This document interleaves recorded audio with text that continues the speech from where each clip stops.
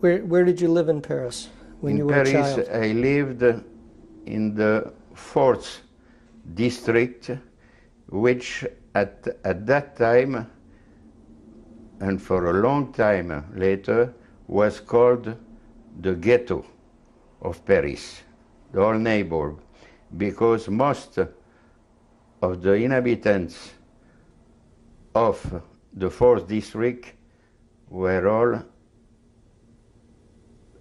had all their parents living in this ghetto,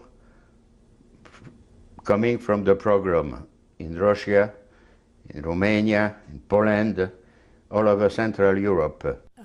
They came from Poland because in Poland life was very hard for them. And he figured, my father, that it would be much easier in France to take care of, he had already one child, my older sister, who was a year old. So he moved to Paris, and then his parents came and all the other relatives came. Do you remember what year it was that your parents came to Paris? Well, my sister was born in 1924, so it had to be 1925. My parents, my father started this company called Armena, and it went very well. He had many, almost all the Grand Magasins, the big department stores, bought household articles from him, and there was really no problem whatsoever. And he didn't suffer from the fact that he came from Germany, except being accepted by the French Jews. The French Jews looked down on German Jews. The public schools, the Lycée Pasteur, was only boys. They had a special high school for girls across the street, Cours Secondaire. And I had some very interesting teachers in the first years of high school. And I enjoyed high school very much, except what I suffered very much was that I was called a Boche. A Boche is a slang name for bad German. That dates from the First World War. And nobody was in any way concerned that I was Jewish in France. I was a Boche. We had a very tiny apartment, 3-room apartment, and we lived in the very poor section of Paris, where all the Jewish really settled, the people from Poland. And we had very little, but the only thing I remember, you know, whatever the apartment looked like, it didn't matter, because there was so much loving in there, you know, singing and dancing, and so the apartment, it didn't matter that the windows were broken, and we had a little table and a few chairs, and that was it. And in my mother's bedroom, father's bedroom, there was their bed, an armoire, my little sister's little bed, and then they had a tiny little room where Marguerite and I, we slept in. There was just enough room for a bed.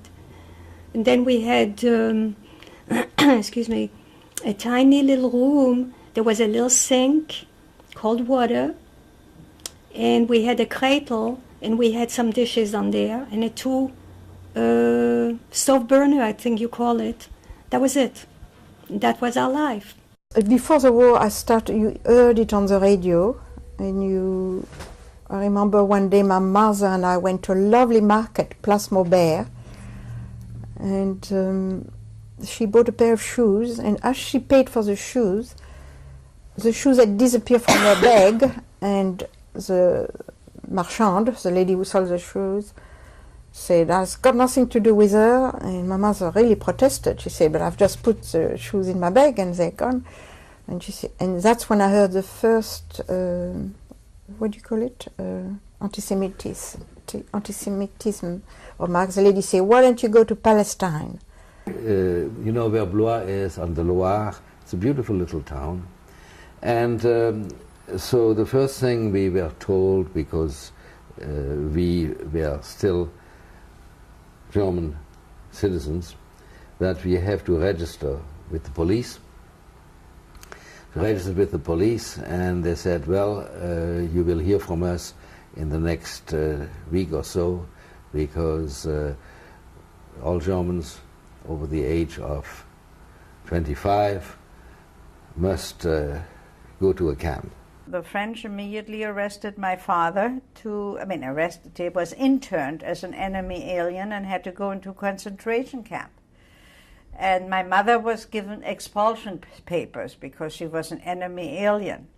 So they harassed us she had to go to the police headquarters, I think every week, then every other week. It was just awful. And my father was in the internment camp until he volunteered to join the Foreign Legion.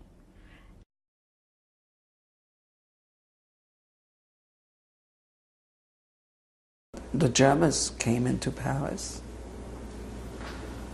and then there was a quick succession of things that started to happen. We were asked to register, and then we had to turn in our radios. Asked to register? Register as Jews. Where? At the police station. And that was really the first inkling that I had that there was something special or difficult or bad about being a Jew. I remember in the metro you couldn't go in some cars, on some, what do you call it, wagon, and you had to go home by 8 o'clock. And I also remember one day, a Sunday afternoon, my mother had dressed us 3 little girls beautifully, and each of us had the star, but my mother forgot to put a star on her costume. So she really panicked, and she said, I have to leave you. You walk on that side, and Mom is going to walk on the other side of the street, and we'll go home. Watch me from the other side of the street to go home. And we walked without our mother for the first time, but we watched her on the other side of the street, and we went home. And because if she would have been caught without the stars, she would have been put in a camp straight away. The commanding officer of the Germans came and asked the principal of the lycée to give him the names of all the Jewish students at the Lycée Pasteur. All the names sounding Jewish. He wanted to have all the names and the addresses of the Jewish students at the Lycée Pasteur. So the professor, the principal of the lycée, was really a wonderful person. And so the first thing they did was that they made copies, and they worked all night, of the names, and put all the original addresses, and put all the original documents in a safe, way outside of Paris. Then, and again, they told the people they take some time to do all this work, and give them a few days. And then what they did is they took all the Jewish sounding names, completely changed them, and changed the addresses. To fictitious addresses? To fictitious addresses. And then gave that list, when it was all finished, to the German authorities. But later on, when the new law come over, I got to give away my business. And I've got no right to go to work. May I work anyway? How did you work anyway? The people, even it was not Jewish. I was a good hairdresser. So I entered the books and I went to work for him. So they didn't stop you? No, no, I worked all the time. But they took your business away? Yes. We had never had very much, but around that, just before the invasion, things were getting a little better for us financially. And my mother had gone out and bought a radio. Or maybe my father was the one who bought it, I don't know. But there was a radio in the house. And I can tell you, that radio was really important to me. It had a green eye, you know, it was a very modern kind of a blonde cabinet with brown cloth over the speaker. And I was fascinated by that thing. I used to imagine that there was a miniature orchestra inside that box that made all that music. I mean, I was pretty naive. But that was, you know, a big thing. And then my father had also gotten us a wind-up record player and a couple of records. And I remember there was a Viennese waltz and The Wedding of the Painted Doves, which was my favorite. And I could play that thing all day long. Now we had to turn in that radio, and that really got me very upset. I was crying over it.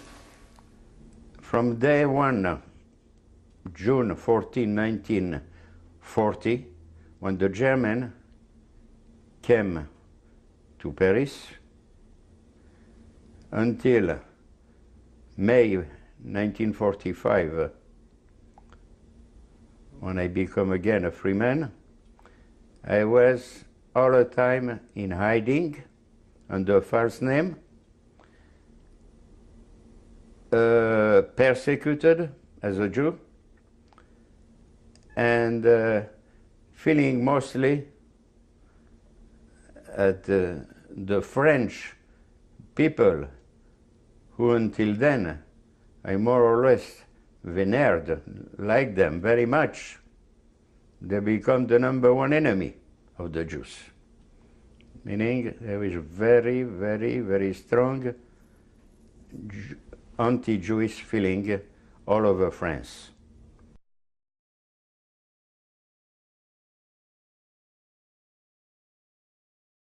In 41, there was a raid of some kind, and they picked up a number of my uncles, mostly the younger ones. And those uncles were taken to work camps. Apparently, there had been some talk about the Germans wanted volunteers to go work in Germany, and they were calling for French men to come and volunteer. And they had even some kind of an exchange program in which they said they would release prisoners of war in exchange for the volunteers.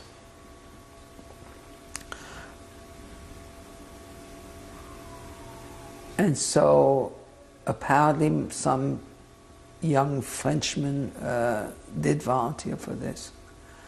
But the Jews were then taken and supposedly also for labor. But of course they didn't volunteer, they were taken. And I had a number of my uncles who went. Would say they were taken? They were arrested. They were arrested. My uncle Avram was arrested. By whom? I don't know. I was not aware of it. I do know, what I do remember is my mother making packages, because once a month they were allowed to receive a package. And the family would get together and they would put together packages for those people in the family who had been arrested. And they would write a letter once a month. And this went on for almost a year. They started to arrest the Jewish people. Were you arrested? Yes, not arrested. The police called me to bring my papers to see what I did during the war. So I was legal. So I went a volunteer to go to work. And they said, I went with my wife. I did the paper. They said, come with somebody from your family. So when I came in, they said to my wife, bring something 24 hours to eat, a blanket, and another pair of shoes. And that's fast.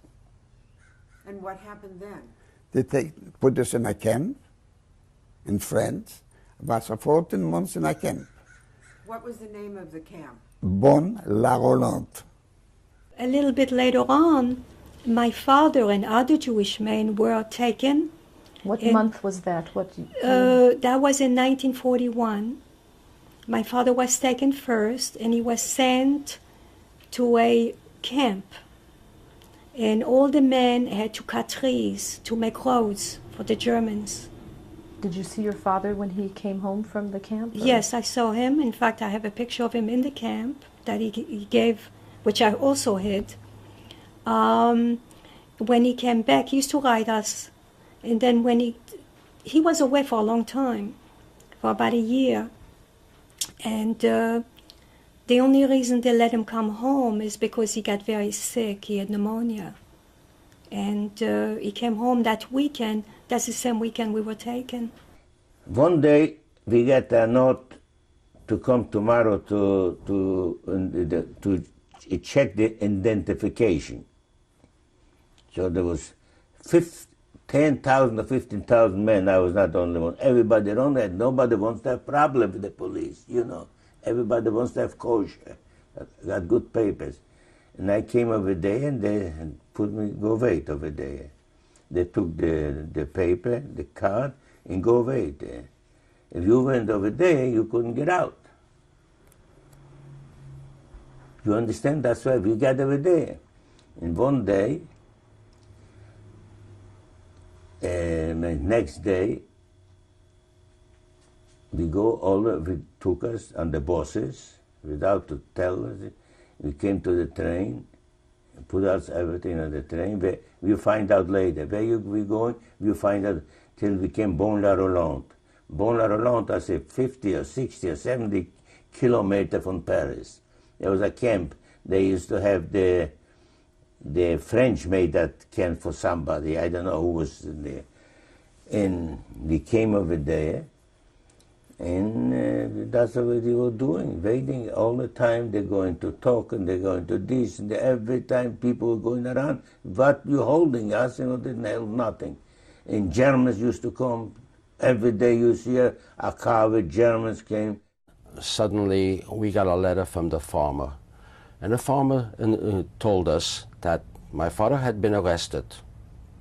And obviously somebody gave him in. Somebody gave him in, and he was arrested by 2 French gendarmes. Not by Germans, but by French gendarmes. I want this to be quite understood. And we never heard from him since. Needless to say that my mother nearly went berserk, totally. It was terrible. It was horrible. And we didn't hear from him.